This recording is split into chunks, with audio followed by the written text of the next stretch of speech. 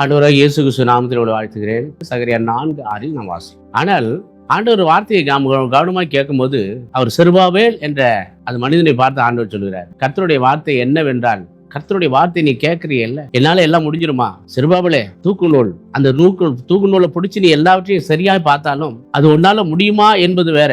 ஆனால் உன்னுடைய தூக்குநூலை நான் சந்தோஷமா அதை ஏற்றுக்கொள்கிறேன். அதே நேரத்துல பலத்தினாலும் அல்ல, பராக்கிரமத்தினாலும் அல்ல, என் ஆவினால் எல்லாம் ஆகும் என்று நான் உனக்கு உரைக்கிறேன் என்று சொல்கிறேன். அப்போ நம்முடைய பலன், நம்முடைய பராக்கிரமம், நம்முடைய ஆவி அப்படின்னு சொல்லி நாம நினைக்கிறோம். ஆண்டவர் சொல்கிறார், உன்னுடைய பலத்தினால் அல்ல, உன்னுடைய பராக்கிரமத்தினால் அல்ல, என்னுடைய ஆவினாலே எல்லாம் ஆகும்.